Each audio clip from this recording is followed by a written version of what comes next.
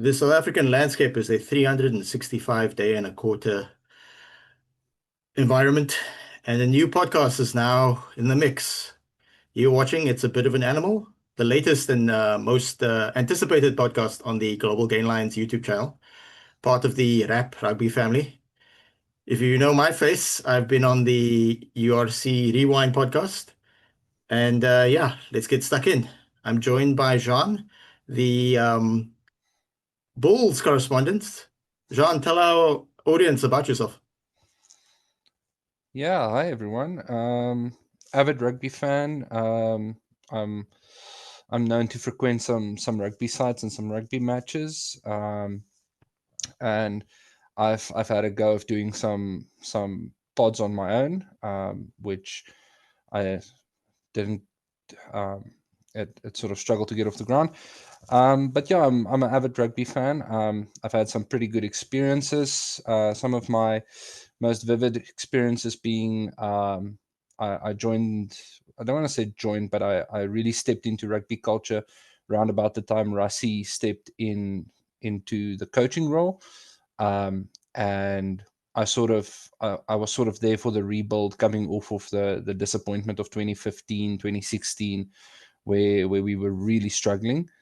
And then being there for that rebuild, um, and the 2019 World Cup, where we weren't sure. Everything was, will we win the next game? Will we win the next game? Will we win the next game? And that was, I remember we were sitting in a bar, bunch of friends, some family, at 10 o'clock in the morning, watching the final, and it was, it was just, the vibe was amazing. Everyone was on the same page, everyone was shouting, everyone was screaming. You had this lump in your throat, and then when that final whistle blew, just the overwhelming relief and the belief that came with it, and having seen everything the team had done and how they'd embraced being South African and South African rugby in its identity, going back to saying, yes, we can play fast, yes, we can play kicking rugby, but we're also playing who we are, playing that strong man rugby. That was a very vivid memory. And then I was extremely fortunate enough to have worked on the 2021 Lions tour. So I worked for a medical company at the time, and there's my little ID tag, and got to meet, obviously in service, so there wasn't a whole lot of chatting going on. But got to meet some pretty interesting personalities. I got to meet the British and Irish Lions. We interacted with them a couple of times. We traveled with the tour. We went to Cape Town for a month, and that was a pretty amazing experience in and of itself. So yeah, that was just absolutely fantastic, and I absolutely loved it. Having that small glimpse into how these teams run and operate was amazing, and it cemented my love for rugby even more. To see, just that peek behind the curtain, it was just amazing. Great stuff. So glad to have you on the team. Currently, it's only me and John at the moment. However, we were supposed to have a Stormers supporter slash Stormers slash Western Province supporter joining us. Unfortunately, at the last minute, he had something come up. If you are watching this, and we have expressed this on the URC Rewind, which is now here on this fresh YouTube channel, the Global Gainlines, alongside the USA Rugby podcast from the Dystopian Gilead, as well as an Irish podcast hosted by Adam, who you'll know from the URC Rewind, as well as Leinster's favorite podcaster, Kalen, or as they call him, that Kalen. So if you're watching this and or listening to this on any audio mediums, get in touch with us. Find us online. We have a Twitter, but find the YouTube video. The email will be in the description. And yeah, we're not just looking for Lions and or Western Province Stormers supporters. There are 14 unions within the South African rugby landscape. So if you support Cheetahs or Falca, it's great. We want to have a diverse amount of opinions and that type of thing. So yeah, please get in touch, so we can expand sort of our viewership and interaction with fans and stuff. The other thing is we do need like backup people because life happens, as we saw with Theo, who was supposed to join us to represent Western Province, but yeah, so when people have to duck out, it's always good to have a nice sort of four square setup here. So let's start with the most pressing news. We've covered this somewhat on the rewind, but now let's have a more specific South African viewpoint on it. I've given some of my thoughts already on the rewind, but let's shoot to Theo as well as bring up some sort of the depth chart. South Africa played four matches, three of which considered to be test matches. The first one against the Barbarians is not considered to be a test match. It was in Cape Town, almost full, quite rainy. I myself am based in Cape Town. I would have liked to have gone to watch it, but the weather didn't seem that great. But people that I know attended seemed to have a good time. So, Jean, give us your thoughts on the four match series that the Springboks just went through. Yeah, I think the interesting aspect of this series is it leaves us in, I don't want to say a predicament. It leaves us in a very specific place, and I'll expand on that. So um, we've had SFM, Sasha Feinberg and Gomazulu, play in two matches. Marnie and Andre each play in one, but then sort of stepping in towards the end to seal out the matches. So if I look at the series as a whole, I think in terms of where we are right now post series, we're in a good space, having seen where each fly half is in terms of their fitness. Last year we were a lot more pressed, and the year before that we had a lot of, Andre was injured, Marnie's kicking was a bit more of an uncertainty, SFM was fresh on the stage. So I think across this we've seen who can and can't. And I know Sasha FM is he's nursing a bit of a hip injury. What really stood out to me was the forward packs. We saw Buan, Marnus, and Nietling as a trio. I think they just need to be lined up next to one another because they operated like they've been playing together since day one. So they were hooked in, they were lined up. They were just completely aligned in their thoughts and the way they played. And then the other thing that I'm happy about is we've got the four horsemen of the Lock Apocalypse are back together again. Luet, Eben, Argia, and Franco Mostert, obviously. So the four of them are obviously back again. They're all in the squad available for selection.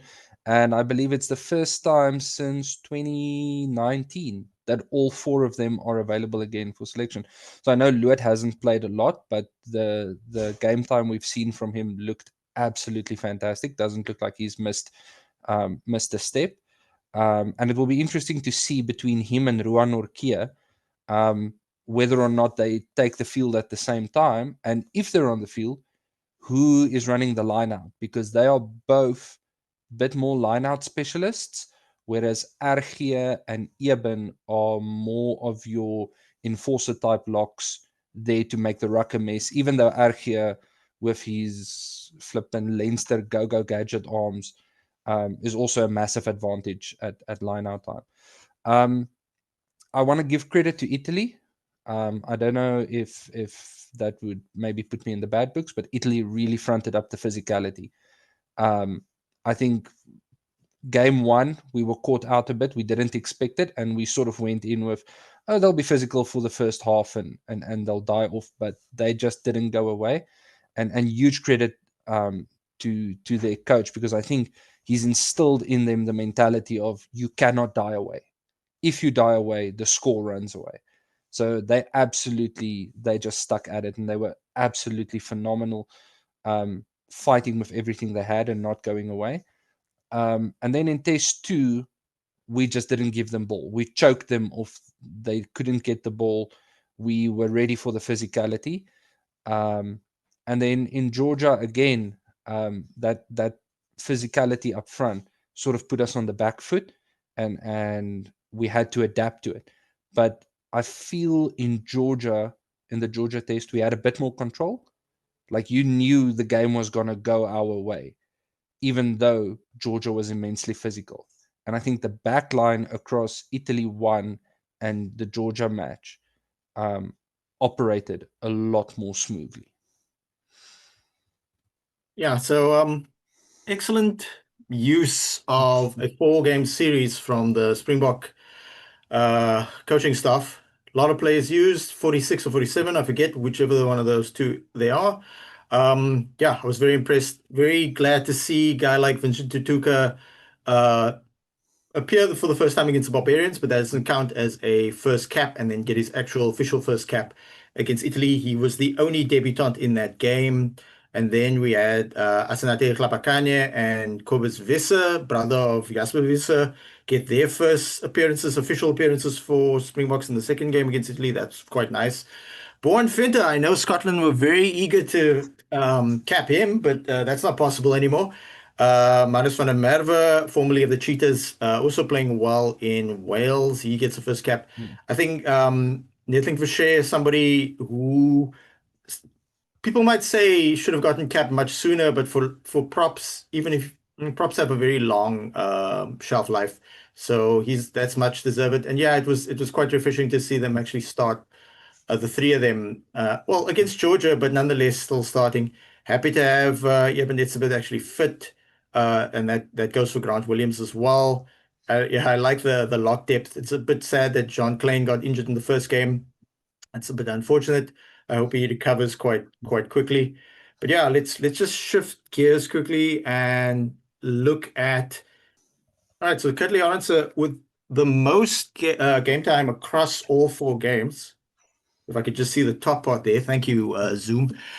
So the only thing he didn't play in the second Italy game, but he played 80 minutes in all 3 other games. Very, very impressive. Yeah, I like the way the Springbok management team, yes, we're not playing the strongest of teams, used the resources we had. Grant Williams didn't play the first 2 games, but he still had a recurring neck injury, so they managed him well.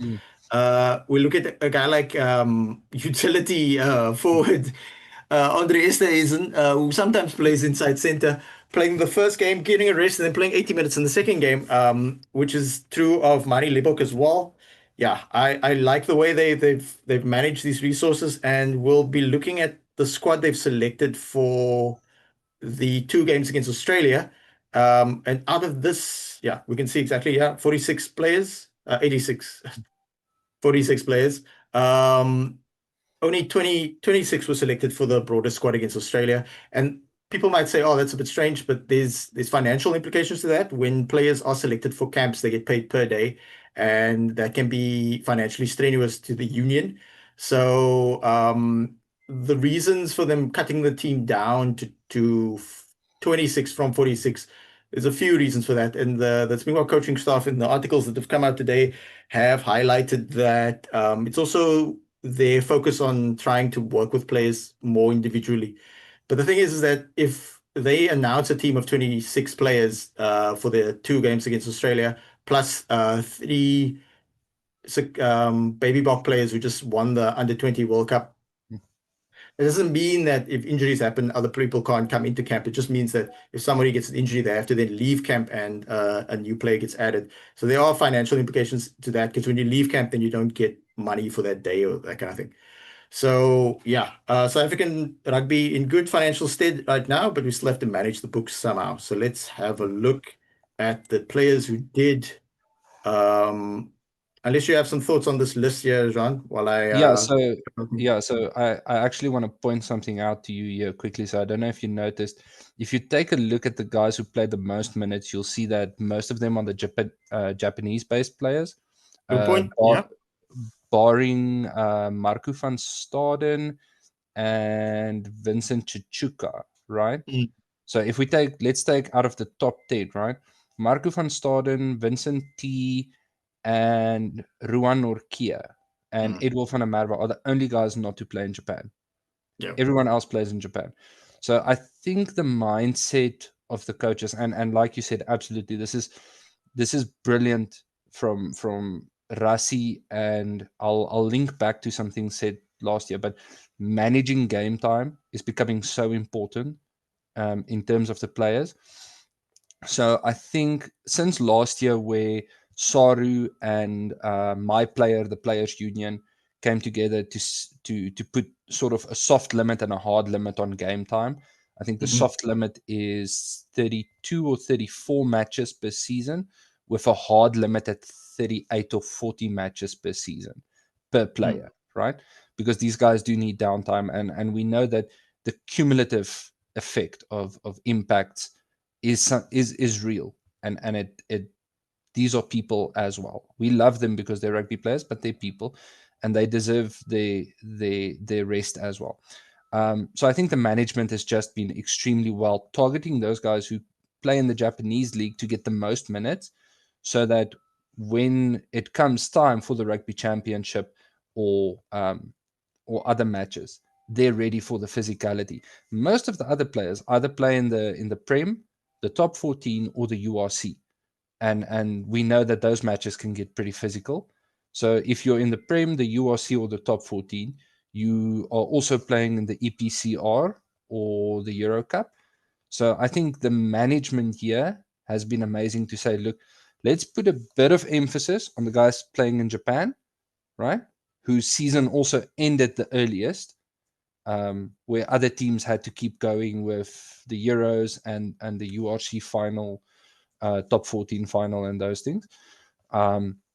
So let's get them game time, while the rest of the team focuses more on sorting out injury niggles, getting a line, getting the new guys in, and then balancing that rotation. So we did see a lot of rotation, but not wildly. This isn't like 2022 when we were, everybody gets a chance, play a game. Okay, you don't do well, out you go.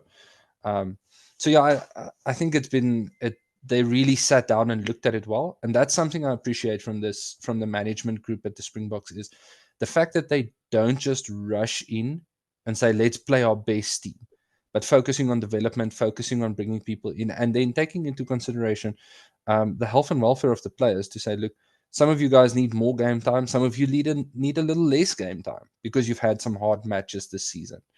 And I think it's something that the rest of the South African unions should be looking at in terms of managing their players. Yeah, that factors into, we were trying to see who, because we only saw some Currie Cup squads being announced yesterday.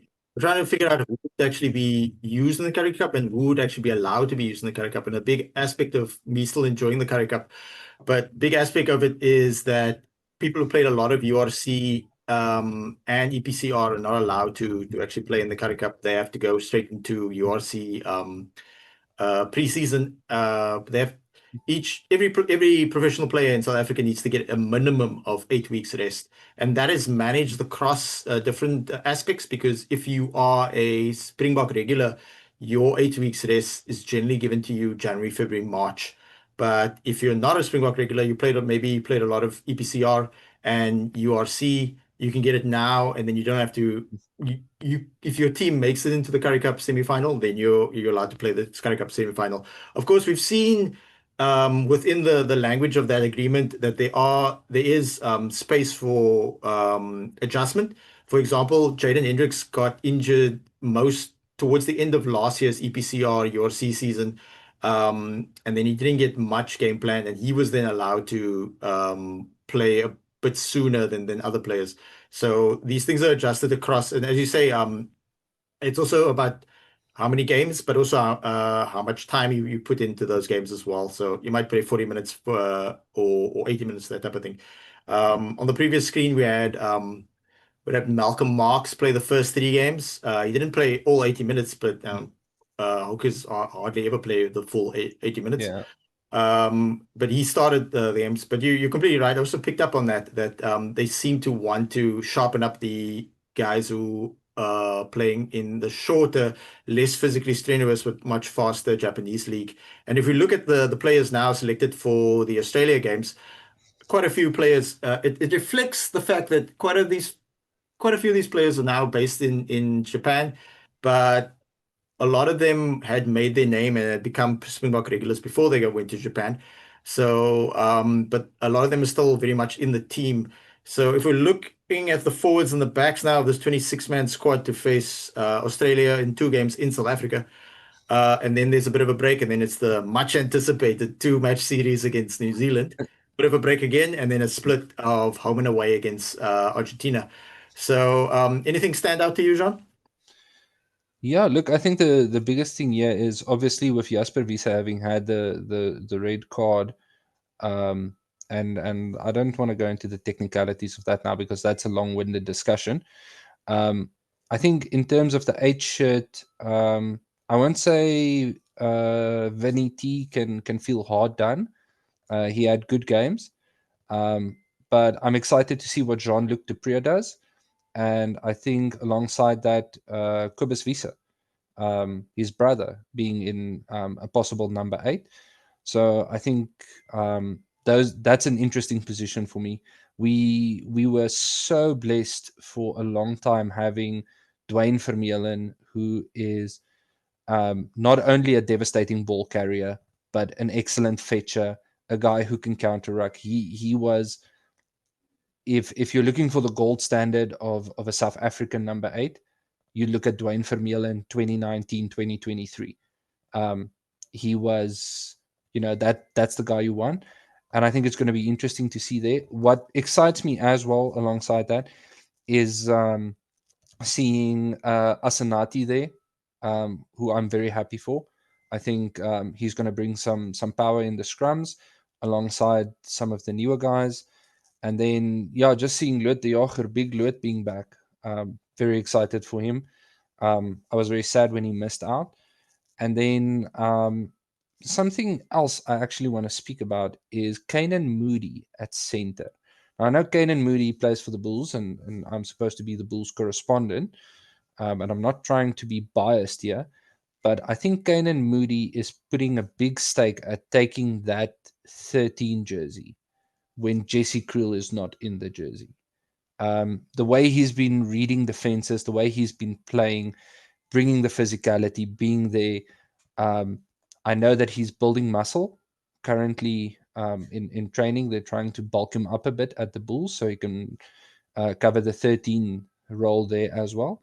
But yeah, that's something that also we'd seen it before once or twice, but it looks like it's being established now as that's where he will be. And I think it's absolutely the right place to put him. All right, cool. So yeah, it's great to have Lut de Jager back. I think he's sort of like a cult hero. I think I'm somewhat biased towards him because he looks a lot like a friend of mine, Basil. And then Pieter-Steph du Toit, also in the mix again after an injury. Jean-Luc Dupre, it's really refreshing to have him back. He's been at Cell Sharks for a while. Yeah, on this thing it says on this breakdown from Rugby 365. Shout out to them. Whenever I need sort of some information, they're always very helpful.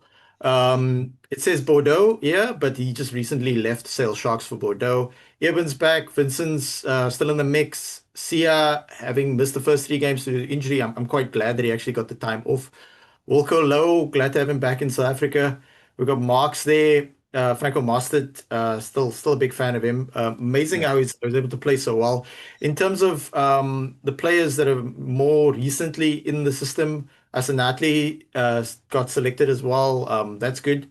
I mean, guys like Kitshoff had to retire because of a neck injury, and Frans Malherbe is still out with an injury. He's not retired.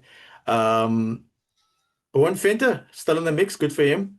Yeah. Wood, Cobus Visser. I mean, Cobus Visser can cover lock and 8-man, and maybe even Yeah. blindside because I've seen him play blindside for Sale Sharks before he returned to the Bulls. Cobus Yeah. Visser, of course, who broke through in the VP system. In terms of the backs, I'm really glad for Morne van der Berg. For me, Morne and Grant Williams are our best scrum halves right now, but it's also good to have Cobus, Reinach, and Faf still in the mix. Let me look through the team here. Sasha, obviously. Um, So I'm gonna be biased there, yeah. even though I'm a Bulls supporter. Mm, Um, I feel Kobus Reinach is probably um, how can I say, the most game controlling nine we currently have because of the amount mhm, of time he spent in the top 14, where mm, you can spend a whole match just box kicking and go nowhere until the 70th minute. So I think that temperament puts him in good stead. But seeing the likes of Reinach and Grant Williams, who are both speedsters, and I know mm, Grant Williams was reportedly the fastest in the Springbok squad at the 2023 World Cup training camp. Seeing two speedsters at 9 who can snipe off the base of the ruck, snipe out the back of the scrum, and really make a defense nervous is something that excites me to see. Because if we look at the way Australia is currently playing, they've got a 9 on the bench, Tate McDermott, who loves doing mm. the same thing. So going into that closing 30 to 40 minutes of the match when Tate McDermott comes on for them, having someone who can do the same, it sort of puts them in the same position as us. The defense can't be the defense needs to stretch because then what if the 9 goes? So yeah, I'm with you on that. Mordai van der Berg excites me, um, even though I feel like he could use a little more time in the oven, but it will come with time. A lot of players, when they step up to test match level, it's a different animal, and you don't want to say someone is not ready. I think these guys know exactly what's asked of them, and I've got all the faith in the world in Mordai van der Berg making the necessary step to test match, being a test match scrum off. Yeah, because the reality is that progress isn't linear. So we can't expect too much too soon from guys like Ethan Hooker, who I'm really glad is in the system, Morne van Yeah, der Berg. A guy like Edel van der Merwe is much older to wait his turn, but I mean, it's South Africa, so there's a chance that you might get capped a bit later. I mean, this is a guy who played really, really well for VP Stormers, went to the Lions to get more game time. Only more recently signed with the Sharks. It says Sharks there, but he hasn't actually played a single game for the Sharks yet. He only left the Lions recently. So yeah. it's refreshing to see. So we're going to pivot from the senior box to the baby box, who won the under 20 championship, the tournament with many, many names. It used to be known as the Junior Rugby World Cup. So the last time they won it was 13 years ago, here in Cape Town. The matches were supposed to be held at the University of Western Cape and Danny Craven Stadium out in Stellenbosch. But because of the inclement weather, they moved it to Newlands, most of the games to Newlands Rugby Stadium, now defunct Newlands Rugby Stadium, which really should be redeveloped soon, hopefully. And I was fortunate to go watch the semi-final round. For anybody who's not familiar with the under 20 championship, you don't just go watch one game, you basically watch three games back to back to back. So I was fortunate to watch the semi-final round and the final and watch Andre Pollard and Stephen Kitsoff and Peter Steph Toy. Peter Steph Toy, who at the time was the Sharks, lift the trophy. So, Jean, how much of this tournament did you catch on TV, and what are your thoughts? So I caught so full match wise, I caught the semi final and the final. And I saw a lot of highlights. Obviously, big name being Hashim Peed, who is looking like he could be a generational talent. Um, and I mean, if we are talking about pure speed, out and out speed, I don't think um, anyone comes close to the baby box right now. In terms of their back three and their scrum half, it is just insane the pace they can put on the pitch. Um, so I absolutely um, I love that they're playing with pace and that they bring pace into the South African identity of fronting up, of being physical, of not being scared. But more than that, what makes me really happy about the baby box is their ability to switch, and I loved watching them switch. And I'll give a simple example in the Argentina game. Argentina was the pressure was incredible, and they were pushing the baby box consistently. And the moment there was an opportunity. We went physical once and then we switched to pace, and it was just out and out. Their counter attack and the switching from defense to attack is so clinical and so fast. And it's amazing to watch because you're sitting there and you're going, okay, we've got to turn. Oh crap, we're halfway down the field. We're scoring a try. It literally happens so incredibly fast. And I think the coaches, and obviously the team for doing that absolutely deserves applause. Um, and then the baby bomb squad. I think the commentators nicknamed it the grenade squad. Having that same mentality of after 45, 50 minutes, fresh legs for the front row, put them on. But all in all, I also think the baby Boks was such a well balanced team between guys who could be physical, be a threat in terms of crashing over the gain line. But then their skill set was amazing, holding on to the ball, keeping the ball alive, even in contact, which is something for a long time we couldn't even say about the Boks. It used to be only the All Blacks that could do that, and you would expect it from the baby Blacks to be able to do that.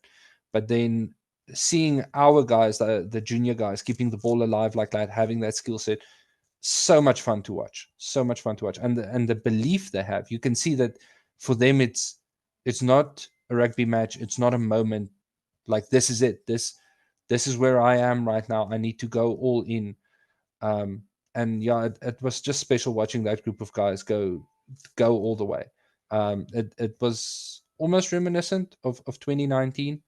The fact that they're playing in another country, they're away, there's not a lot of supporters, and I think in a way our South African teams sometimes thrive under that pressure, especially the national teams, not being on home ground, not having all your supporters around. But back home, everyone's watching, mom and dad, family, everyone's gathered around. Um, Everyone is just, you go on Facebook and it's positive messages everywhere, and I think that helps a lot. And we like that mentality of being in the pressure cooker. It really brings out the best in us. Any players stand out in particular? Yeah, I was pretty impressed by well, obviously Hashim Peed was fantastic, but then Uester also with the pace and the ability to read, um, and especially as a 15, he's got a lot of speed on him. Sometimes you'll see teams choose a bit of a slower 15, but he was pretty good, and I liked him a lot. Albie Bester also had his moments at 12. And I remember actually in the Argentina game, he made a pretty crucial turnover for us, and he just locked it. And he's a big, big hunk of meat. He's a big unit. Um, Riley Norton, the captain, I think had some. You could see he's a workhorse. He was always there. He was always doing the workhorse stuff. And I think his leadership presence helped a lot. And then Batubele Glekani was also just every time he got the ball, he would be a devastating carrier. Like he was fronting up the whole time, which honestly was good to see, and I really liked that dynamism. And he was also never scared to get stuck in on defense. And then I think the last guy who sort of surprised me a bit was Vusi Moyo, which it might sound weird to say it surprised me, but um, if you take over the last 3 years, we've had a lot of trouble at fly half, where it's not been smooth sailing for us. Having a young prospect who has that steadiness, he's got good goal kicking, he's got smooth hand skills. He's not maybe the Mani Libok who can put us on the front foot every single time, but he's got a fantastic pass on him. Plays both sides of the field really well, and then yeah, his tactical kicking is very, very good. There was a kick he actually did in the game against Argentina, and tinfoil hat, but I think he kicked that ball with the intent of having it bounce away from the Argentinian player towards Uester, and Jooste was running such an incredible line that he came out of nowhere. I think he surprised the cameraman in terms of getting there, getting to the ball. And yeah, it's just nice to see we've got a 10 who's up and coming, who's almost, a fully rounded product. The three guys who have been chosen by Rassie Erasmus from the successful Under-20 World Cup squad to join the Springboks for a bit of training. We need to stay calm about that. That doesn't mean they're going to be Springboks next week. I mean, guys who were part of the team last year who really stood out was obviously Bato Klakane, who now played a second season. Namibian-born Jorenzo Julius, who's on holiday now, wasn't selected by the Boks, but still had a fantastic season for the Sharks. And then obviously Ethan Hooker, who was playing this tournament last year, stood out. I don't know if it was his first or second time. Generally, if you're a standout player, you play this tournament twice.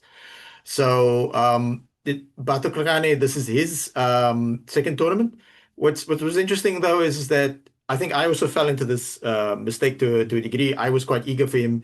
He did well in the last Under-20 World Cup. He did well.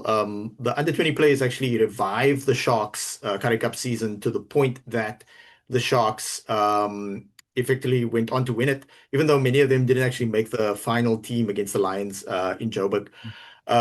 So I was quite eager for him to play more URC like EPCR, but the people on the message boards were quite rightly reminding me that we need to stay calm.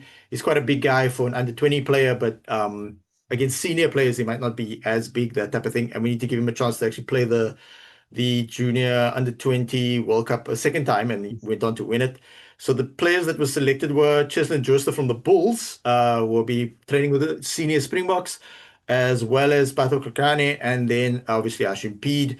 Hashim Peed, of course, if you look at any sort of Western Province Stormers message boards, their fans are freaking out because he's from Bukap, so they're obviously quite upset that they lost him from their youth system. This is in the Lions system. I believe he played for University of Pretoria. I could be mistaken about that. But the reality is that you can't keep all players, and the Stormers / Western Province do have a lot of good young scrum halves in their system. It harps back to the time for a brief moment where the Sharks had what's the Lions scrum half that left recently for Japan? What's his name with an N, that type of thing. Anyway, tell us in the comments. Yeah, we need to encourage you guys. We've been told that we need to encourage you guys Nohamba. Yeah, Sandile Nohamba. We had Nohamba, we had Jaden Hendricks, and Grant Williams was just breaking through. So that's an oversubscription of really good young scrum halves. So was I sad to see Nohamba leave for the Lions? Yes, but you gotta understand that people need game time. So you can't monopolize players in one position. So yeah, I'm pretty happy about it. What we also need to understand is that the coaching structures of the Baby Boks have evolved. People have shifted around. Some guys have gone. Effectively, Rassie has sort of shifted the coaching stuff around. They've brought Akermann in. Akermann tried to leave his job in Japan a year ago and they wouldn't let him. So his coaching staff left, and now he just recently left. Akermann moved from being head coach in Japan to being assistant coach, and then the season ended, and then he was helping out at the Baby Boks. So Akermann, who's now head coach at the Bulls again, as well as bringing a foot in from Australia. Who also has experience coaching Varsity Cup at UCT. So the restructure of the Baby Boks certainly helped in the way they've structured coaching within the South African sphere. Senior Boks, Sevens, Baby Boks, Women's Springboks is quite encouraging. But the reality also is that you can have the best coaching staff, you can have the best structures in place. It's also about a degree of luck, but also a degree of like what players are coming through the system, how many you can retain, injuries, and so forth. It is helpful that like the Six Nations always had a junior Six Nations, the under-20 Six Nations. We have a rugby championship for the senior test players. Now we also have a junior rugby championship. It's just a 3-match series. This year it was held in Gqeberha in Eastern Cape. And the Springboks didn't do too well, but that then helped them get a degree of continuity going into this tournament. Because it used to be the case that the junior Springboks pretty much would go on a tour and play this tournament. But now there's two tournaments for them effectively to shoot for. Yeah. So that's incredibly encouraging. All right. News time. So the only big news in the South African system is Johan Akermann taking over from Jake White. And if you're an avid watcher of the URC Rewind that used to be posted on the RAP YouTube channel, the RAP stands for Welsh Regional Rugby Appreciation Podcast. So the URC Rewind was on there, and that's effectively the nexus of this YouTube channel. So please like and subscribe to this, and continue to like and subscribe to the Rap Podcast. We did post, we recorded and posted the first URC Rewind to be posted here on Global Gainlines, and it's doing quite well. So please like and subscribe and go and watch that podcast as well as the Interpro podcast with Kalen, especially the part where he says that Adam is the only one on that panel who has a social life. So Akermann, I was on the URC Rewind podcast, and I said Jake White has the job as long as he wants it. But I didn't anticipate that senior flanker Marcel Coetzee and um, maybe my favorite lock in the Springbok setup, Rowan Nokia, would team up and go to the owners of the and the people who run the Bulls and say, yeah, there's a player revolt. We don't like Jake White anymore, which shouldn't really surprise me because Jake White is the Jose Mourinho of rugby union. He's there for a short time, for a good time, not a long time. So it's actually surprising Jake White lasts as long as he did. When Akermann lost his job in or tried to bail on depending on which reports you listen to, tried to leave Japan, I figured he might be in the running. And of the running for the Bulls job, and of the options they had, he's the only one they didn't have to pay another team to get. And he is a good option. The other options would have been Frans Venter, um, who else? Van Graan. Yeah, Van As Gaal maybe. well. I mean, Van Gaal won everything at Bath, so he might have wanted to come back to the Bulls, and he has experience being at the Bulls. I think Van Gaal's going to be in the system at some point. So Ackermann's the one that makes most sense. The players that become bored of or at least tired of Jake White, the structures within the Bulls is very good to the extent that before they named the team for the Currie Cup, which isn't set, it's just a general team. Those are basically the players they're allowed to use within the first, say, 6 rounds. There are 7 rounds in the round robin in the Currie Cup. I wasn't sure who they're going to use because they rotated so well in the URC and the rugby Yeah. and the EPCR tournaments. I wasn't sure in terms of player management who they were actually allowed to use. And thankfully, they did name a team last week. Sorry, yesterday. So yeah, Jean, you support the Bulls, unfortunately. So what are your thoughts? Yeah, look, I think comparing Jake White to Jose Mourinho is doing Mourinho a bit dirty there. But what I will say is this: there's a group of coaches who I always keep in my head as they turnaround coaches, not longevity coaches. They come in, they put good structures in place, and they get a team going nowhere, going somewhere. But they're not destination coaches. They're not going to get you to the destination. And Jake White is one of those. Jake White might be a bit harsh, but I'd say Warren Gatlin being one of them. And then, man, who's that guy that was coaching Australia and Argentina? I can't remember the name now. Like Chaka. Chakes. That's him. Yes. Yeah, So he's great. they're good turnaround coaches, and by all means, I'm a sideline supporter. I can only guess at all the rugby knowledge they have, but what we've seen time and time again is these guys will come into a setup, they'll get them to a standard where the team is performing, but then somewhere they lose the locker room. And I don't know. I'll divert for a second. First of all, let's just be thankful that Rassie is the man he is. And if you listen to other coaches speak about Rassie, they all point to his biggest strength being his people skills, the way he can manage people, the way he can read emotions, the way he can get players to psych in, to talk, to open up, the way he doesn't shy away from difficult conversations, where other coaches, I think, maybe sometimes do. And that costs you the locker room. But I'll be honest, as much as I'm a Bulls fan, I'm not a fan of Jake White. I mean, a good way to describe his coaching style at times is autocratic, and you can take that from a variety of sources. And when you have players who are physical physical specimens who play a violent game as a living, if you try and put them in a box, they're going to stand up to you. And if you then go and try and say, well, my guys who are wonderful never stood a chance against the Irish guys who are better, those guys are going to turn around and say, why are you doing this? So I think in terms of managing the team, and that he might have overplayed his hand a bit. It's one thing to say, look, we were up against a loaded side, which is a diplomatic way of saying the same thing. But at the end of the day, it's also a game of rugby, you know. And I do agree, the Bulls have some of the best structures, and they had the best rotation going last year.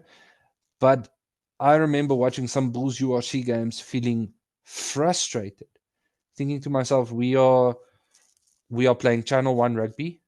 There's no next. We're not playing towards a moment where something's going to click and it's going to be a trigger for the next type of rugby to come on.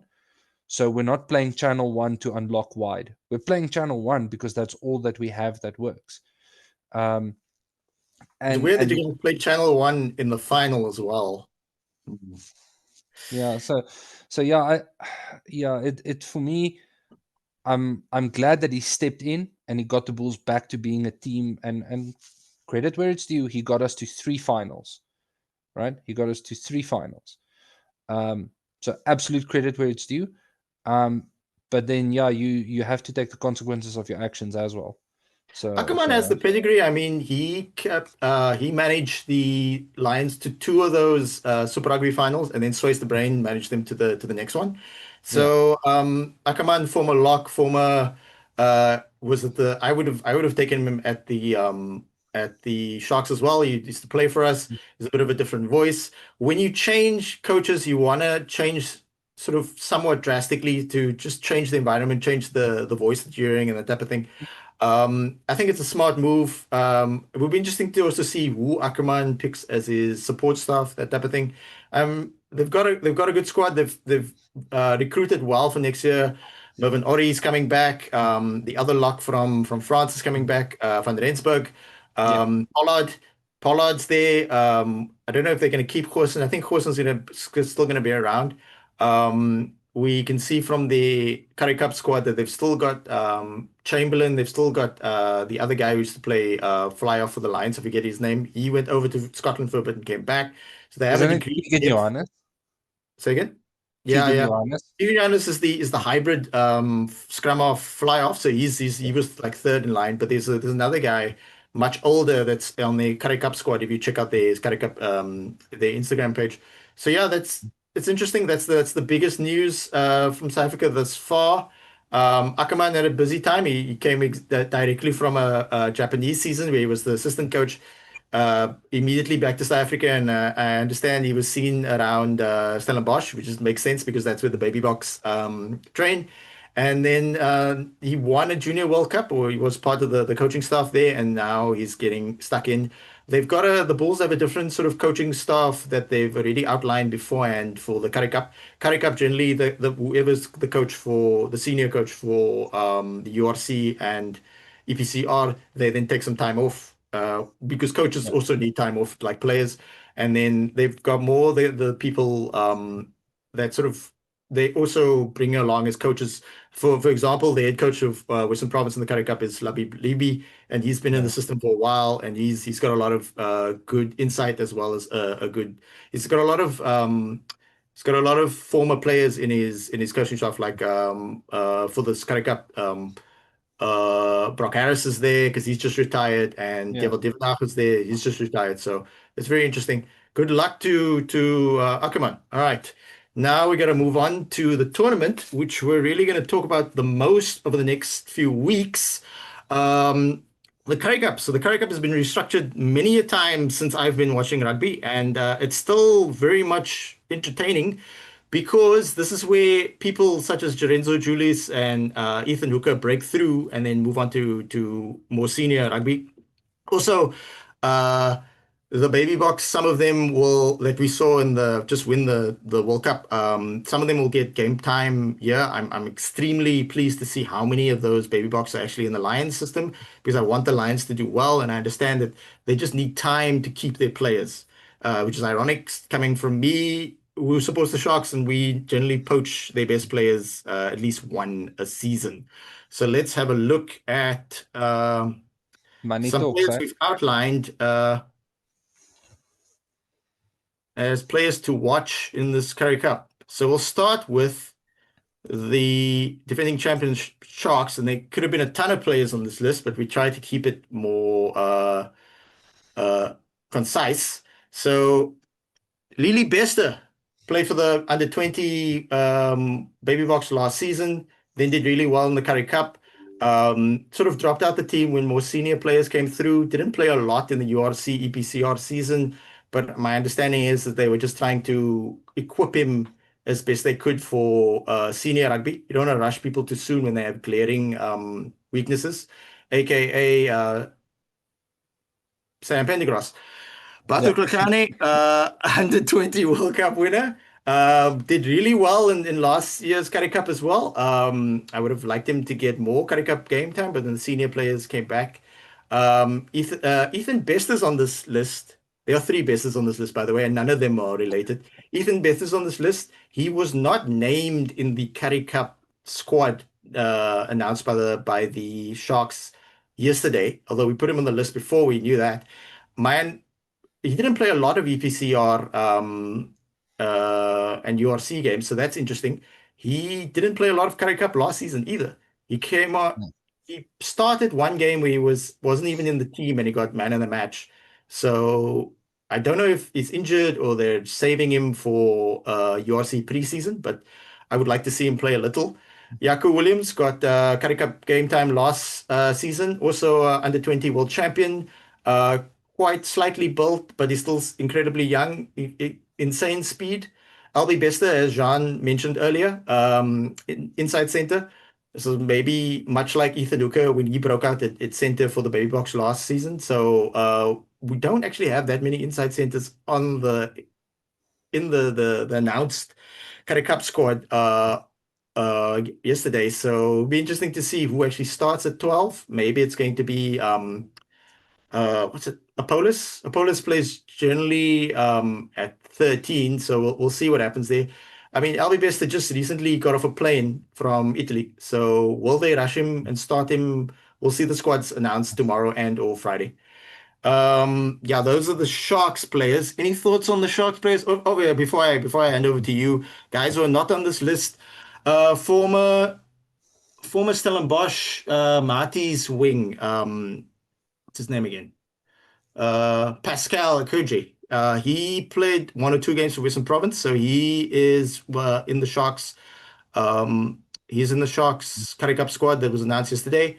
He left rugby union for about 6 months at the. I saw that announcement to go into the NFL, National Football League, sort of player development program to see if he could break it in that sport. And he's returned. I'm quite happy that he's returned to the Sharks. So my understanding from what I've been told, it's somewhat of a trial period. He does not maybe have a URC contract, but I hope he does well. He's incredibly tall and somewhat thin, but he's very powerful. I mean, people look thin on TV when you see them it's much bigger. What's also Yeah. interesting about Pascal is that he has a younger brother who's also playing for Stellenbosch, and his first name is Pretorius. Pascal was born in Lesotho, but he's got Nigerian parents, and yeah, he could run out for Springboks one day, God willing. All right, what are your thoughts on the Sharks players, Jean? Yeah, so I'm gonna start there with Albie Bester, who's very much I think in the mold of Andre Esterhuizen. You know, uh, a bulk of a 12. Um, so yeah, I think there you've got a like for like. If you want to walk that route, um, and I think if we look at the game plan the Sharks are playing, which is there's room for optimization, as we say in the business world. But I think the way they're using Andre Esterhuizen to get over the gain lines, Bester is a like for like replacement. Is a guy who can build up a head of steam, punch over the gain line,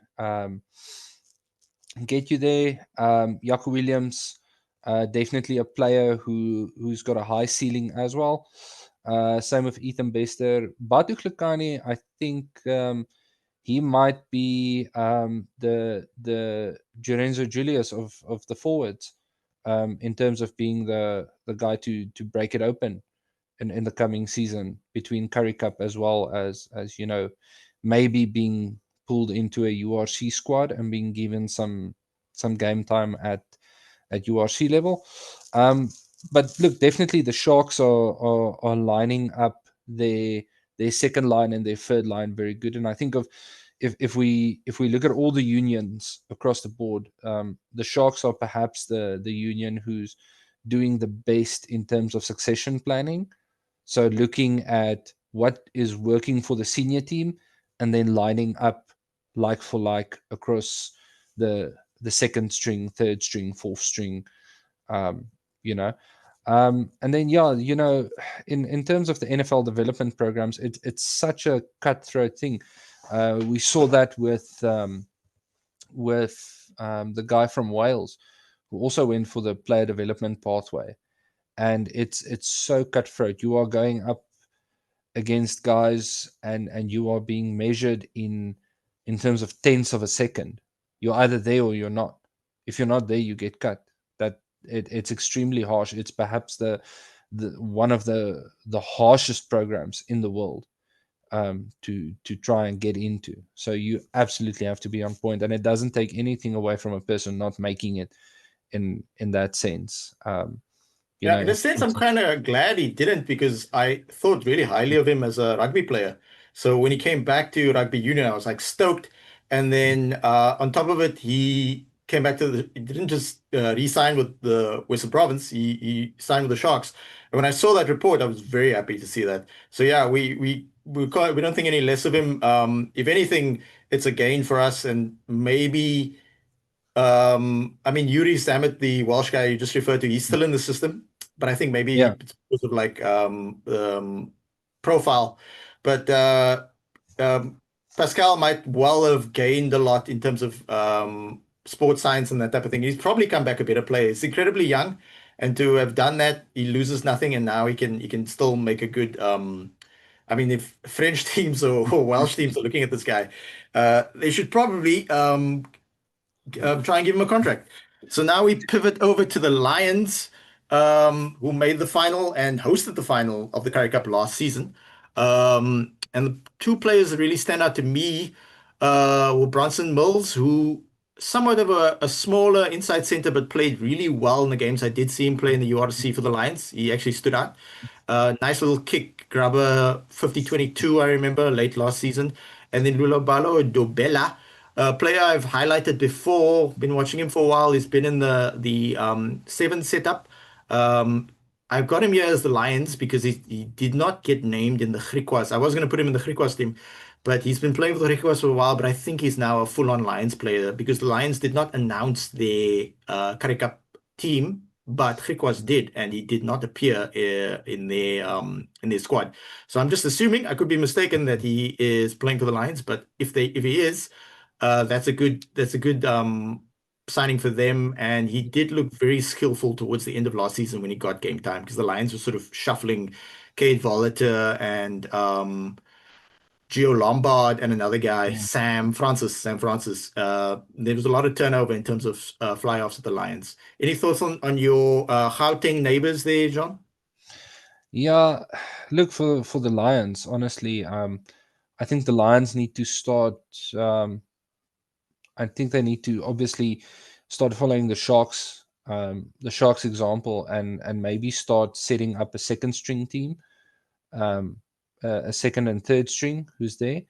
Um, and yeah, I think the Lions have at this point in time a very unique ability to find special players and cultivate that in them. I mean, just take a look at Asenati, who is a fantastic player, and they cultivate that. They've got this immense culture where you can tell that they are absolutely playing for one another. They are giving their all for each other, and for the Lions jersey. Um, so if Lubabalo can be a good flyer for them, I'm absolutely stoked, because it's one area where you can get away with having a decent fly half, but if you don't have a decent fly half, your team really takes a knock. That is one of the, I would say, a non-negotiable position in rugby. As you mentioned earlier, you rush a guy too soon, and you end up with a guy having big boots to fill. So yeah, but if Lubabalo lives up to, I don't want to say the hype, but lives up to what we've seen he can do, and he can do it for the Lions, it'll be a good impact. And I really do want my Gauteng neighbors to do well. If all the teams are doing well, we've got a healthy competition. And it's one of the things I love in the URC is the fact that we don't have the same winner every year. We have different winners. We have um, we there's the power shifts, if you will, and that's a good thing for me. So if the Lions are doing well, I'm happy for them. I might just not be happy for them on game day, but the rest Yeah. of the time I'll be pretty happy. I see under the Cheetahs there you've got Rassie's new favorite. Yeah. Although I will interject there and say I'm sure Kalen and Adam and Ben on the Interpro show, which you can find on this Global Gainline channel, will remind us that two Irish teams won the URC so far. So yes, we've had different teams. Who Stormers won it, and then Glasgow, and then no, sorry, Storm, Stormers, Glasgow, Stormer, Munster, then Munster, Glasgow. Stormer, Munster, Glasgow, and now Leinster. So I think the Interpro show would like interject and say, "Oh well, Irish are up by two, or at least they've got a one lead. Hopefully, one. I'd really like in line with what you're saying about everybody being competitive. I hope we see one day a Welsh and or Italian team take it one day, but it will take time. Yes, you completely. Oh, like and subscribe, by the way. Click the notification bell. Yeah. Ntokoza Mkaza, UCT is yeah, he's never gonna pay for anything when he gets to UCT. Um, Wing kicks really well. Interesting that no aka Bigger Union picked him up. Cheetahs who play SA Cup, they play EPCR tournaments. They play in the Challenge Cup as well as the Currie Cup. Um, so they picked up this guy. Um, I'm looking forward to seeing what he can do. He looked really good for UCT.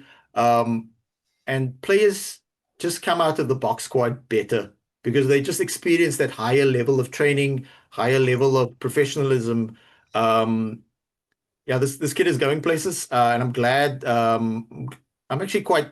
This is one of the reasons why I really enjoy the Currie Cup. Is it as high a level as URC? No, a few more knock-ons here and there, but you get to see sort of raw products such as this play at a slightly higher level. What are your thoughts on this individual or any other Cheetahs player? Yeah, so look for Nkozo, absolutely. He's I think as far as a winger goes, he's complete package. And then yeah, I'm really, the Cheetahs come across to me sort of like the Boerland, which you mentioned earlier. They're a place where a lot of really good players come from, even though they're not maybe the biggest union in South Africa, or the most flashy union. Um, but there's fertile ground there. We get a lot of talent from there. Um, and I do absolutely hope that the Cheetahs have a fantastic season, simply because I think all of us in our heart of hearts feel for the Cheetahs the same way we feel for Griquas, for the Pumas, for the smaller unions. Have a good season, step up, play it. But yeah, I know if Frans Steyn there being the director of rugby, the Cheetahs are playing really exciting rugby. Not very conservative Channel 1 rugby. They're playing some and definitely a good kicking game, and I think Ntokozo will slot in well there. And as you said, players come back from alignment camps and they will be completely different. And I think that experience of honesty, the open management that they have there, where you see people take account, where you see people admit mistakes, and they get told it's not a bad thing, it's a good thing you made a mistake, because now we get to learn, and you get to learn. And I think that just reshapes the way a person thinks. And yeah, as far as Ntokozo goes, yeah, really happy for him, and I do think, as you said, kids going places. He's got a lot of talent, and I hope he goes far. Yeah, I wonder if he's going to be doing the kicking. We'll see. One more digression as it relates to the Cheetahs. So about 7 months ago, Francois Steyn, who's also the head coach for the Currie Cup this season, um, basically went on a media tour across all platforms in South Africa, Mhm. and different sort of interview podcasts, so on and so forth. Basically priming the idea of the Cheetahs returning to Super Rugby. And I think that's a very viable solution. Exactly why the Cheetahs haven't been offered back to Super Rugby uh, yet perplexes me. I know that there was sort of other factors considering 2020 and sort of a lockdown and stuff like that. The Australia, especially Australia and New Zealand, but especially the Australia administrators seem quite keen to have South African teams back in. The only because the reality of the situation is the Cheetahs and the Southern Kings were asked to move to the then Pro 14, now URC, when South Africa reduced its Super Rugby teams to just four. So the teams that are now in the URC, the Sharks, the Bulls, the Lions, and the Stormers, were in Super Rugby. So when they shifted over to the URC, it would make sense that maybe not immediately, but over time, the Cheetahs would shift back to um, Super Rugby. And scheduling wise, it shouldn't clash very much at all, because Super Rugby is very much a sprint competition these days. The only question would be is which team would join the Cheetahs? Would it be three other teams? Would it be one other team? And the obvious candidates are, in terms of well-run unions, are the Ailing Pumas, Griquas, and what was the other one? I forget. But the problem is that they might want the Southern Kings to be integrated back into that tournament. They were in Super Rugby not too long ago, and they did reasonably well once they found their feet.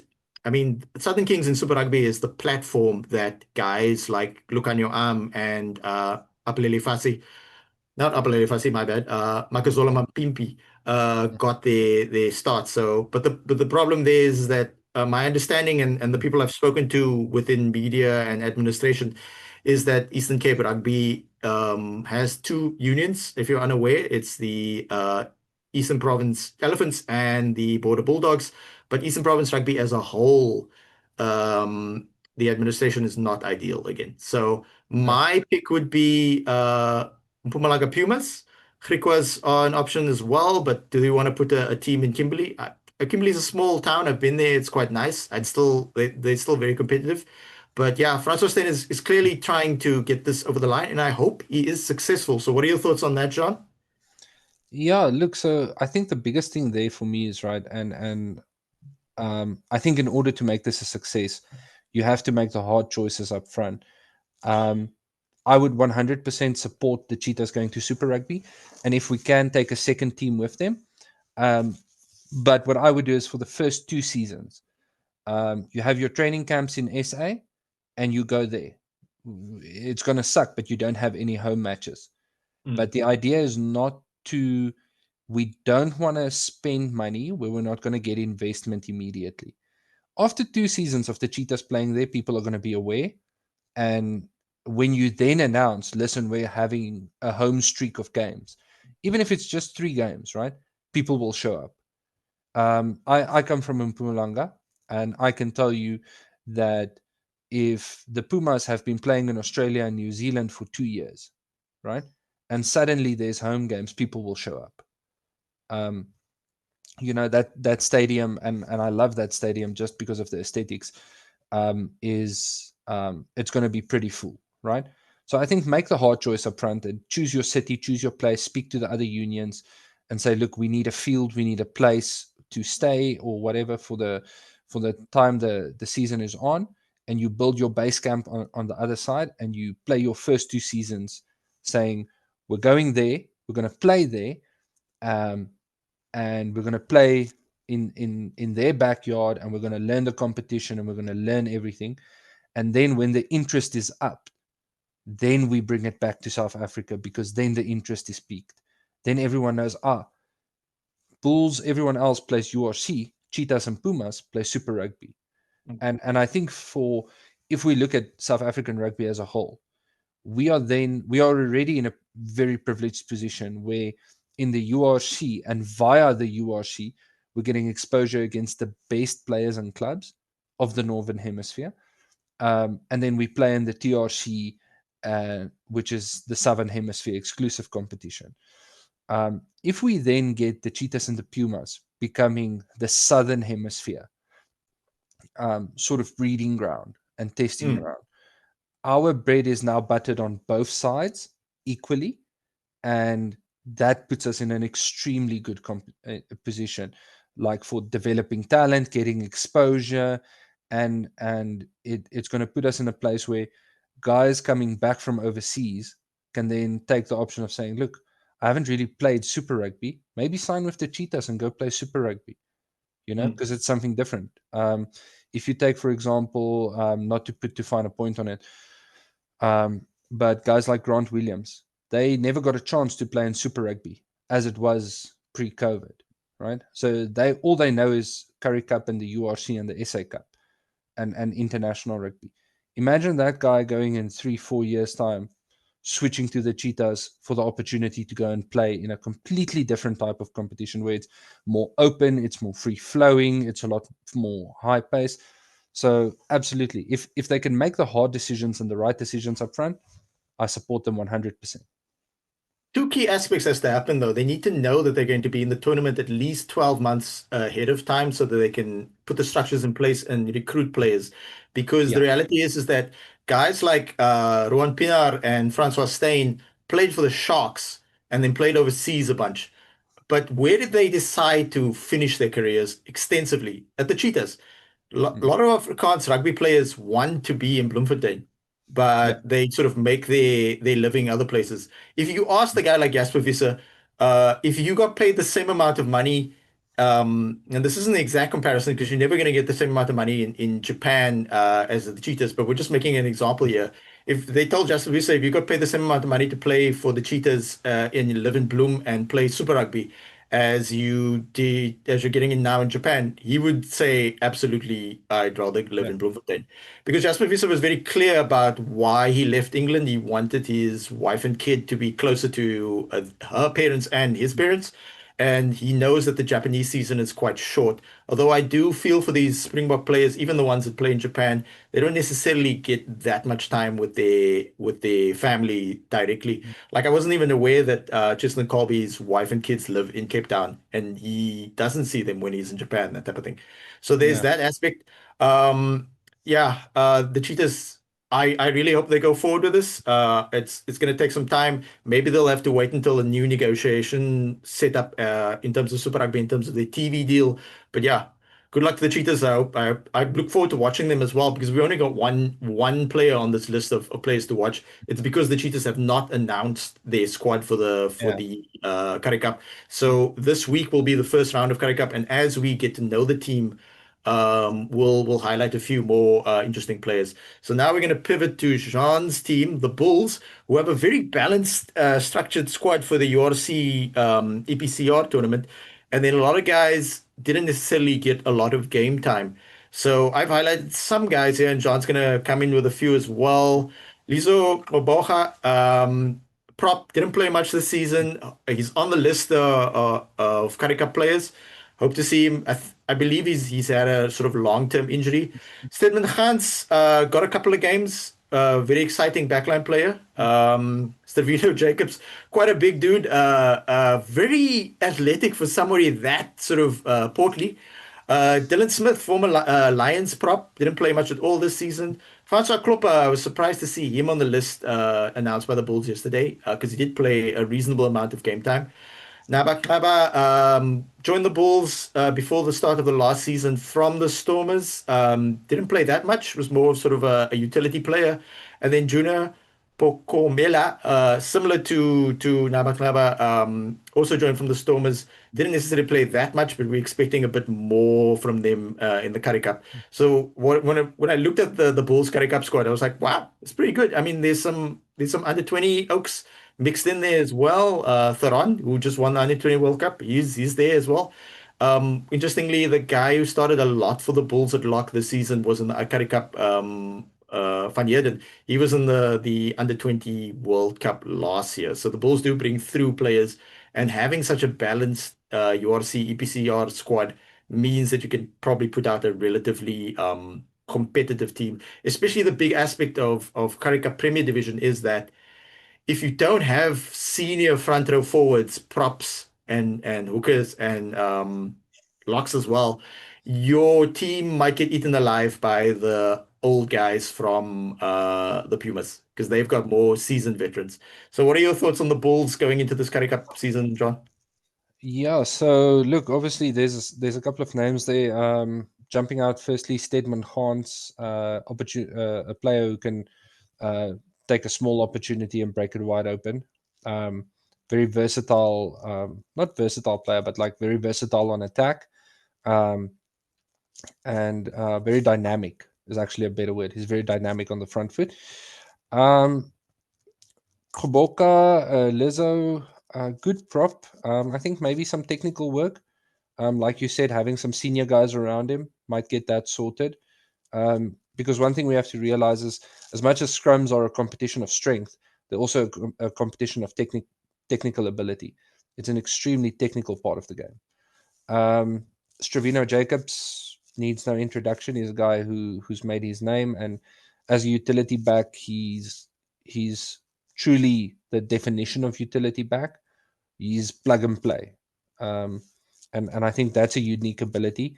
I think if fate favors him, we can see him step up a bit more in the URC squad. Um, but he's definitely a type of player. He can play the hard lines. He can play the fast lines. He's got good hands. One player that I'm very excited to watch is Namataba, who for me is a very dynamic and very potent loose forward.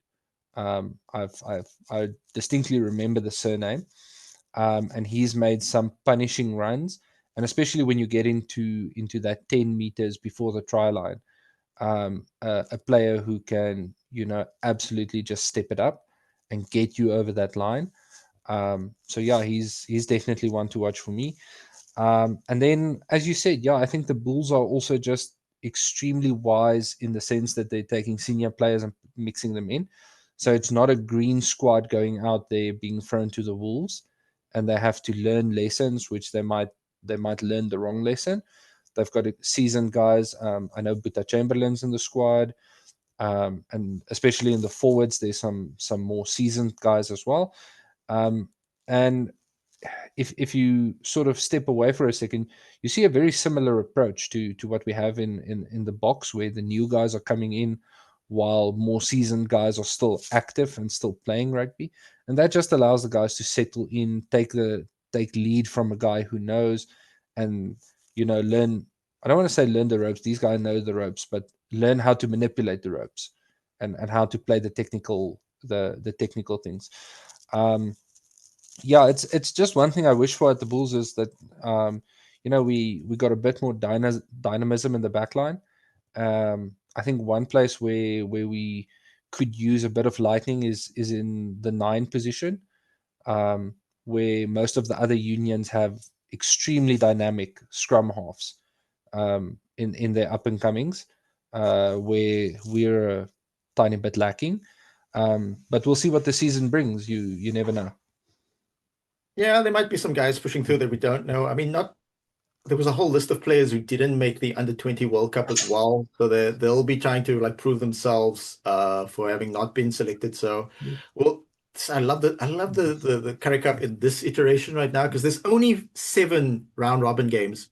And then there's the semi-final round and then there's the final round. So if you make the final, you'll play 9 games. So 2 teams will play 9 games. So it's a very sprint focused setup. And you do get players mixed in at times from the Springboks. For example, the Sharks were able to select Trevor Nyakane was in the Springbok setup now, really more of a senior player now in the Shark setup. He's out with injuries. And we were able to select Andre Esterhuizen against Griquas, and then we still lost in Kimberley, much to the Sharks fans' chagrin, because it seemingly we always lose to this Griquas in Kimberley. So we had those 2 players and a pretty decent squad. And what was interesting last year is that only once Ethan Hooker, Lorenzo Julies, Patabel Kakane broke through and got given game time once they returned from the Under 20 World Cup. That was actually the catalyst of us going forward. Now we shift to Griquas, based in Kimberley, and they've recruited Gershwin Ware who played a senior Currie Cup Premier Division last season from he was playing with the Griffins, and he was the Griffins standout player last season. He was, to the best of my knowledge, he was the highest try scorer in the Currie Cup Premier Division last season. So since then, so he's from Kimberley. Sorry, my bad. He's playing in Kimberley. He's from where's he from? Worcester, yeah, in Western Cape. After high school, he was a high school standout. After high school, he played 2 very successful seasons in club rugby, and then from there he got identified by the Springbok 7 setup. Spent some time with them, then shifted to the Griffins, had an excellent season, as we just said now, and now signed with Griquas and played for Griquas quite well in the SA Cup. If you're not familiar with the SA Cup, it is all the rugby unions in South Africa besides the 4 teams in the URC. So there are 14 rugby unions in South Africa, so 10-team tournament, and Griquas did quite well in that. Alongside him, we've identified backline players as Cameron Hofk and Dylan Mart. So effectively, Griquas have a very young, athletic, um, speed-orientated backline setup. Overall, I think Griquas have a shot at maybe making a semi-final, but we'll have to see. Your thoughts on Griquas, Jean? Yeah, look, I think for the Griquas where it becomes do or die um is can you stay in the fight on the forwards, um and you can have, and they've clearly gone for speed in the back, and that's I would do the same. They've got some great guys, and we've seen other players make the transition from sevens to 15. But being in the blitz box, I know that you have to. Sevens is just incredibly you're physically demanding. So that guy's coming in peak condition.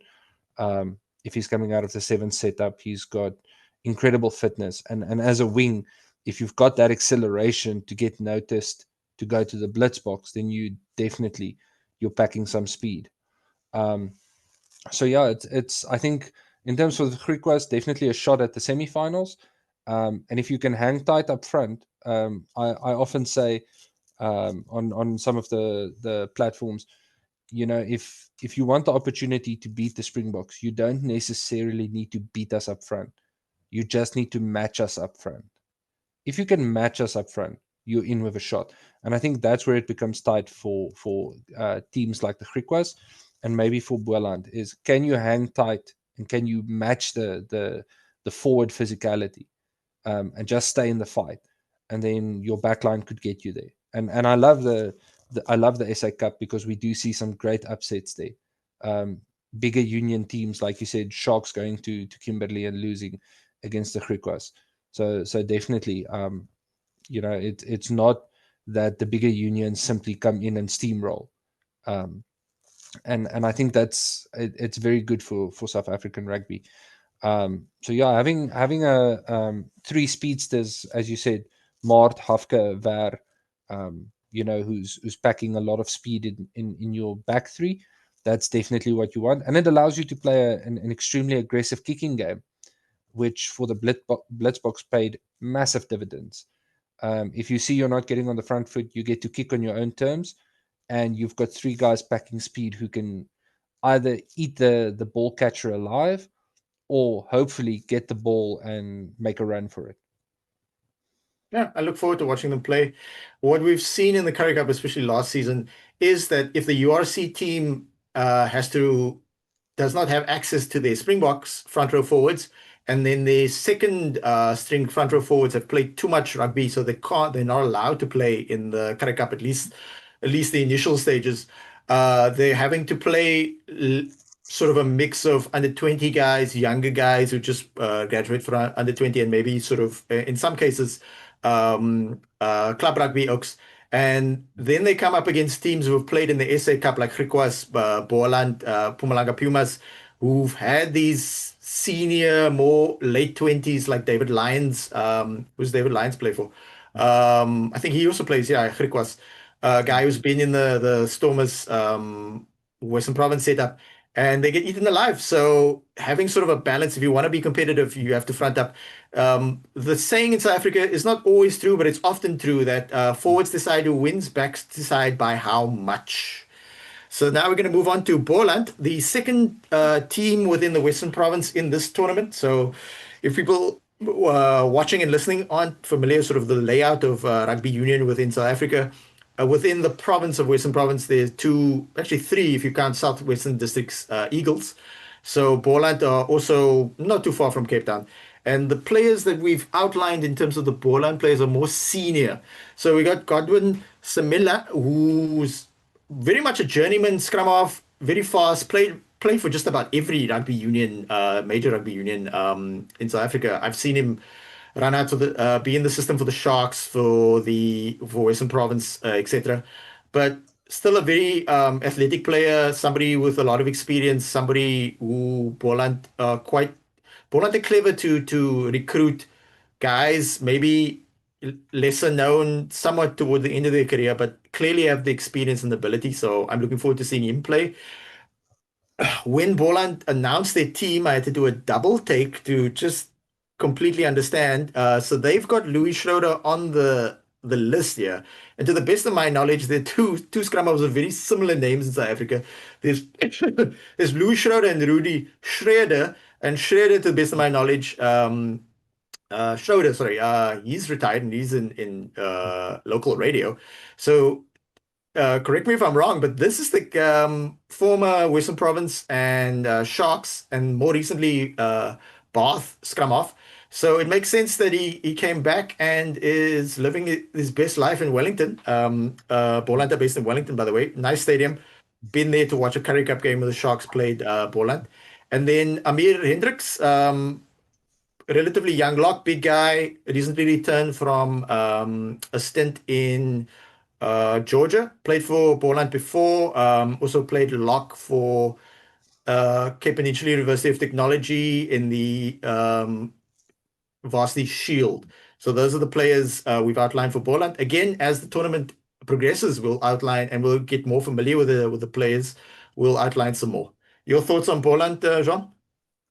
Yeah, look, I think in Louis Schroeder, and I think with the way the modern game is played and the way we're playing now, if you have a nine who's experienced, who's been around the block, you've got a nine who can essentially he can control your channel one game, right? And that frees up the fly half to make the bigger decision on when do we strike, where do we strike, how do we strike.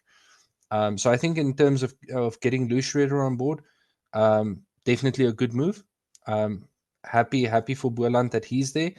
And I mean this is not new. We saw when Faf came back into the Springbok fold, he was playing for Sale Sharks, and the difference between Faf at the Lions, who was an absolute live wire, and Faf coming back from Sale Sharks it wasn't necessarily night and day, but you could see he'd learned to read the game and play the game and wait until it was Wait until the time was right, wait until the iron is hot enough to strike.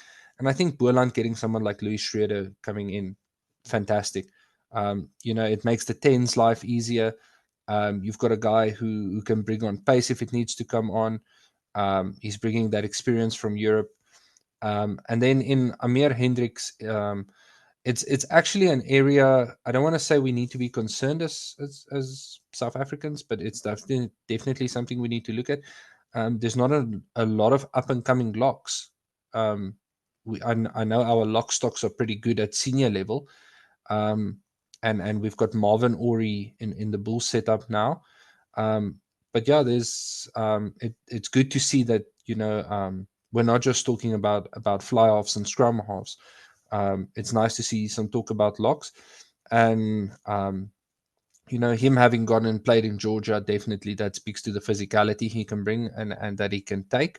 And we need those type of guys who can bring the physicality, especially when you're playing teams. If he gets to start climbing in the setup, and starts playing against bigger teams, a lock who can really make a mess of the rucks, who can make a mess of your loose play is always something to treasure. Yeah. Well, as it relates to locks, thankfully the Sharks have a lot of good guys coming through. I mean, Emil van Heerden played so much in URC that he's not allowed to play Currie Cup. He's not in the Currie Cup system, so he's enjoying his rest, well deserved. And yeah, he'll be back for URC preseason. And we've always got Corne Raal and a few guys pushing through. And then the under 20 team that just won the World Cup. They didn't take a lot of locks with them. I think Hakani was also covering lock as well. So, but that's definitely an area to keep an eye on. As we shift over to Western Province, VP, um, basically the feeder to the Stormers.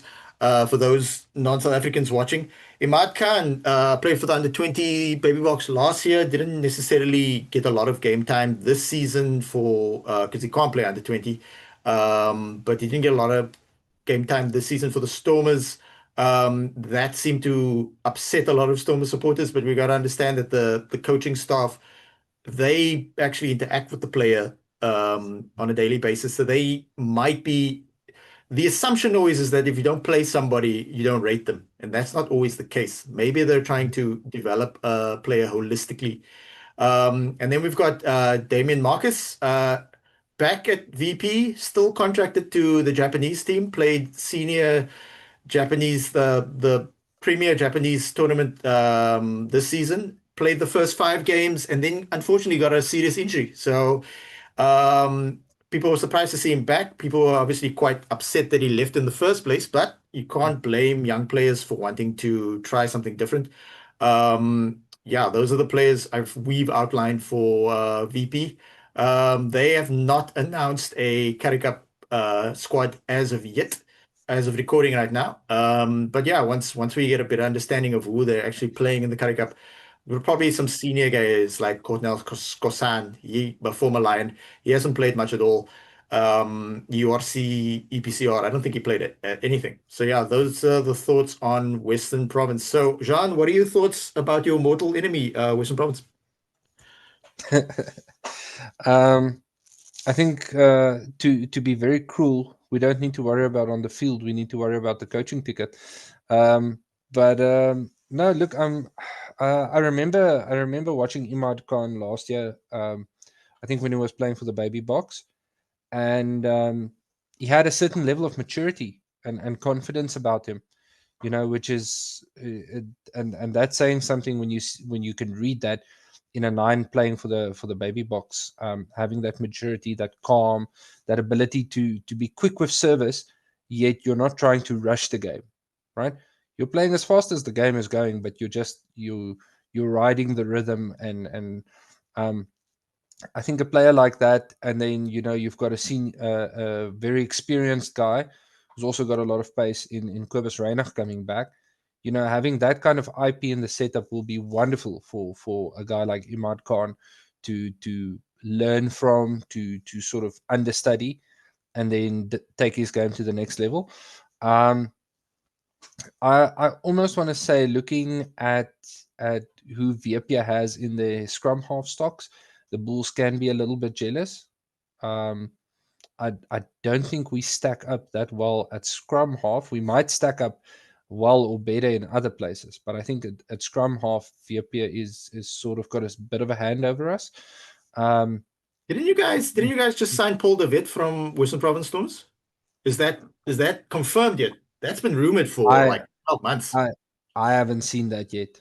I Okay, haven't so seen let's that. let's So it's hold out on that, yeah. yeah, but I do feel like you guys have, um, yeah, you guys just have a bunch of good, really good nines right now, and yeah, it might not break the game open, but it's definitely going to give you an edge.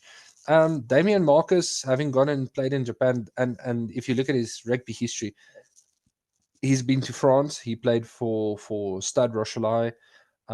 He's came back. Then he went and played for the Blue Revs in Japan.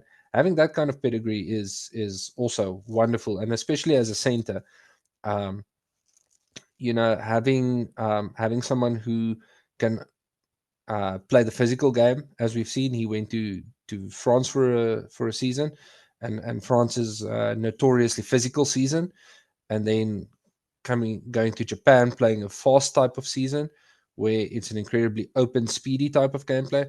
Um, yeah, definitely a player to watch. Um, and if development goes well, hopefully we see him one day in the green and gold. Yeah, definitely talented. There we go. So last but not least, Mpumalanga Ailing Pumas. Jean's second team because he's from Mpumalanga. Sango Amlashe. This guy, wow. I don't know. He's got a lot of fans because I've watched him play for the Lions. I've watched him play for Griquas. I've watched him play now for the Pumas. He is a powerful runner. Very exciting player. Why the Lions didn't keep him, they only know. Yeah. He's the only player we've outlined for the Pumas because again, they have not named their squad. They've got more of a senior team. One could assume that the team that they pretty much played in the SA Cup is going to be the same team, but they do get a few players back. So yeah, he's the one we've outlined thus far. Former University of Pretoria captain as well. Yeah, very very boisterous. Expect to see him run it straight a lot. Thoughts, Jean? Yeah, definitely. Very much a punch it through type of player. Um, but I feel like an underrated part of his gameplay is that ability to not always run it dead. And I feel like he never really outruns his support, which is something that a lot of players tend to do. They get past the first defender and then they keep going and then they get isolated and turned over. He doesn't seem to have those same problems. So yeah. Um, as far as my second team goes, I'll have to watch them a bit more this season, and keep an eye on them. But yeah, the as you said, a very senior team, a lot of experience on the field, and hopefully they can make good this season again. Um, yeah, it's. I remember, no, it was 2 seasons ago. They had some epic runs with their wings and their centers doing some amazing runs and scoring worldies. So yeah, hopefully they can live up to that again. Okay, so the season starts this Friday. Today is Wednesday the 23rd, as of recording. This podcast will be up on the Global Gainline's YouTube channel later this evening. So yeah, definitely be watching this Friday night fixture between the Pumas and Griquas at Mbombela in Mpumalanga. And then on Saturday we got some two interesting games. A repeat of last year's final, Lions versus Sharks, and then we got Western Province versus Bulls here in Cape Town. I know Jean said earlier my team when he referred to Western Province, but I support the Sharks, even though I am based here in Cape Town. Honest mistake. So I might go watch that game. We'll see how the weekend pans out. Western Province Bulls, that'll be at Cape Town Stadium. I encourage everybody to go watch that. And then there might well be a game for me to go watch on the Sunday because Wellington is only a hour drive away, and the Bowline Cavaliers are hosting the Cheetahs. So interesting round of games. There are only 8 teams for those of you unaware in the Currie Cup. In the Currie Cup Premier Division. The rest of the teams play in the Currie Cup First Division. Just a word of note, before we started this podcast on the URC Rewind, we did ask for suggestions to the name of the South African podcast, and they've settled on it's a bit of an animal, which is a reference to the fact that 3 of the 4 URC franchises have animal related names, except for Western Province, and 11 of the 14 rugby unions in South Africa have animal related names. So that concludes our podcast for this evening. If you made it to the end of the podcast, please comment below your auntie se voet in 'n visblik. And yeah, tune in next week where we'll review some more Currie Cup. I'm really excited to see what team the Sharks put out. Especially we've got a fly off. Yeah. Hopefully we defend our title this year. Thanks for joining, Jean. Thank you guys, and please remember, like and subscribe. Bye, everyone.